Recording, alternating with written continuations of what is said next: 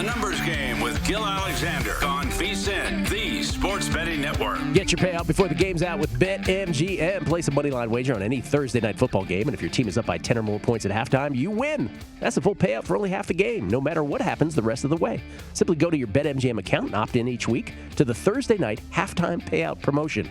Want to keep things rolling? Try BetMGM's extensive live betting options in the third quarter, or use your winnings to place a one-game parlay on Sunday. New to BetMGM, download the app and see how you can turn halftime into cash time. Make a money line bet on Thursday night, and if your team is up by 10 or more, you'll win at the half. Only at BetMGM, the king of sportsbook. Opt-in is required. Eligibility restrictions apply. Visit BetMGM.com for terms and conditions. Must be 21 years of age or older to wager. Please gamble responsibly. Gambling problem? Call 1-800-GAMBLER. Promotional offer not available in Nevada or Pennsylvania. It's GIll Alexander, Jeff Parles, producer number 5 and 8 is here as well. We get tweets at Beating the Book. Always very timely with the tweets. So always appreciate the feedback from everybody. This is Mike B.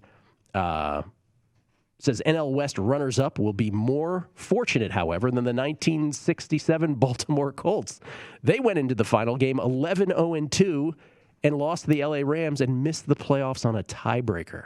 For those of you who were around in 1967, you may remember the Colts losing that. No one here remembers it, but that's a good historical reference to it. So NL West runners-up, just know they're not as bad as they won't have it as bad as the 67 Colts. Julio Vargas. At MX Square Better. I have a plus 1,600 ticket, so a 16-1 ticket on the Jaguars to be the last winless team. I hope the Jets don't screw it up. Julio, thank you for that. We'll tackle last winless team maybe tomorrow on the show. But first, of the last undefeated team in the National Football League. DraftKings has this market. They have it for both, but let's tackle the last undefeated team. Remember now, after 2 weeks, there are 7 undefeateds, there are 7 winless, and there are 18 1-1 teams. So in the last undefeated team market, 7 teams apply to this. 7 teams have a shot. The 49ers are the short shot of the remaining 2-0s at plus 275. Now that, on a glance, might be surprising to folks. They're like, really, the 49ers?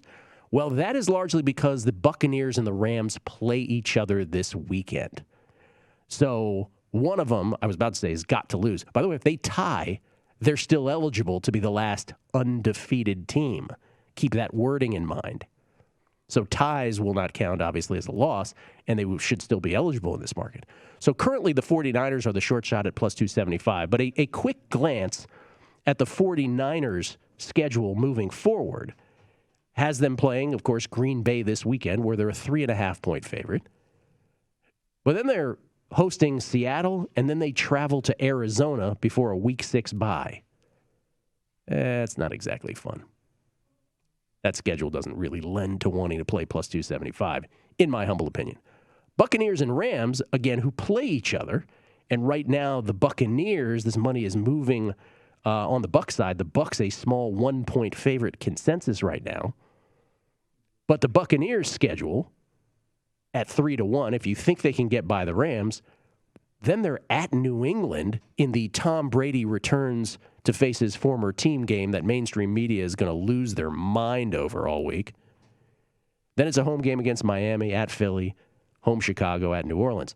So if you think Tampa Bay is going to beat the Rams, and if you think there is no way in heck, thank you very much, that Tom Brady loses at the Patriots to his former coach and former teammates, then maybe the Bucs at 3-1 is the play. The Rams are 4-1. You'd have to think, of course, that the Rams would beat the Bucs this weekend. And then the Rams will play, they'll host Arizona, they'll have to go to Seattle after that.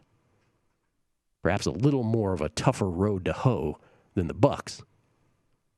All right, Jeff, can I interest you in the Panthers at 6-1? Because so far of those first 3, I think the Buccaneers probably the best of the bunch. But let's go to the Panthers. Panthers are 6-1. The 2-0 Panthers, who, of course, play tomorrow night, play the Texans. So you got to figure against Davis Mills, first-time starter, that the Panthers, more than a touchdown favorite, ought to win that game. But then they're at Dallas, they host Philly, and they host Minnesota. Can I interest you in a 6-1 on the Panthers, Jeff, based on that? No. No, they'll lose in week 4. I love your very cursory responses today. What about the poor guy on Twitter was like, hey, what about my play on Michigan? What did he have? Michigan State? Did they have? You're like, no, I don't like it. All right, Broncos are 6-1. The 2-0 Denver Broncos to be the last undefeated team in the National Football League this year. 2-0 Broncos. 2-0 Broncos after they play the Jets, where they're double-digit favorites this week. Got to assume a win there. But then they get Baltimore at home, at Pittsburgh, home Las Vegas, at Cleveland, home Washington. Oh, brutal.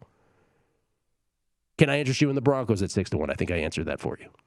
I think you know the answer there. Yeah. All right. 2 more. Here's where it gets interesting. Right now, I'm still in the Buccaneers camp. Cardinals are 10-1. The Arizona Cardinals 2-0. And the Cardinals schedule moving forward, they get the Jaguars this week.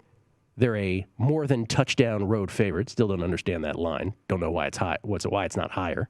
You got to assume a win there. But then it's at the Rams, host the Niners, and at Cleveland. Forget about them. No chance. No chance. Well, chance, but I'm not betting. Limited chance. Limited chance. All right, so you know where I'm going with this, right?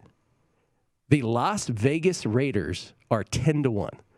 The Raiders, who I spent a good portion of the offseason saying, I just don't get it. I don't think they're as good as people think they are. Well, Derek Carr said, watch this. Derek Carr throwing for the most yards in the NFL through 2 weeks, leading the Raiders to a 2-0 record, that dramatic win over the Ravens on the opening Monday night of the season, and then getting by the Steelers this past weekend, aided perhaps by a T.J. Watt injury after the first quarter, but still, 2-0 is 2-0. They've banked the wins. So they're the last of the remaining 2-0s in this last remaining undefeated team. Now, here's the story. Derek Carr, not a complete lock to play this weekend. You could conceivably have a Raiders-Dolphins game here in Las Vegas at Allegiant where it's Jacoby Brissett against Nathan Peterman, because remember, Marcus Mariota is on IR. Hawaiian pronunciation.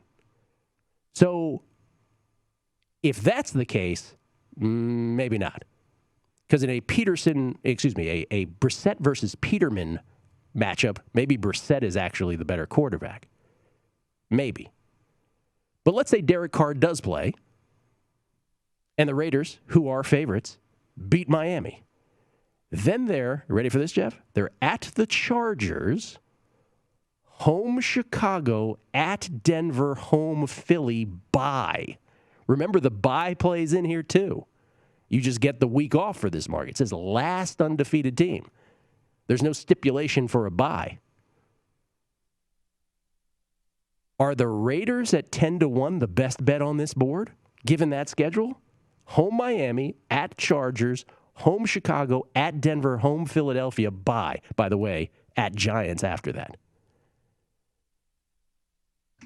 So, in theory, yes. It's the Bucs or the Raiders. In theory, yes. But are we really gonna bet a Gruden Carr team in this market? Like, that's what it comes down to. That's why I want to do this segment, because I can't believe I'm saying it out loud. Right? Here's and the other thing is too, like, if Derek Carr doesn't play this weekend, of course, like, then the bets, you're in trouble, because then you're in trouble right off the bat. Nathan Peterman playing an NFL game, that's a problem.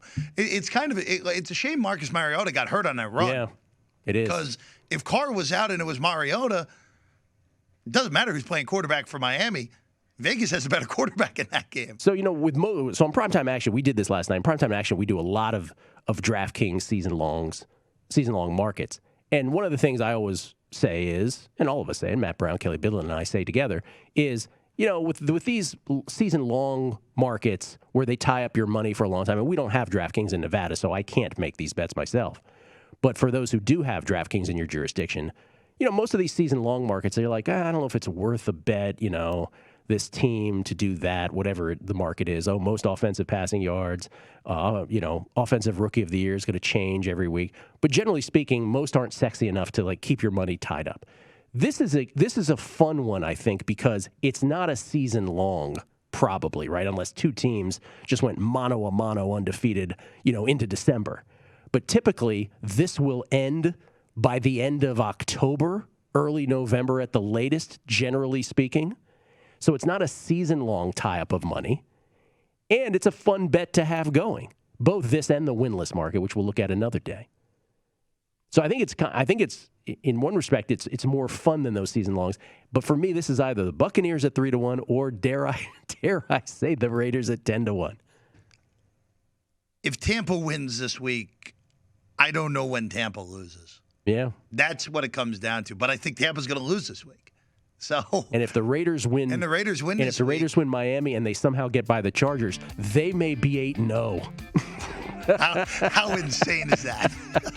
Oh, my God. Anyway, for those who have DraftKings, good for y'all. This is a great little market to play into. But it ain't the other 5. That much I think I know.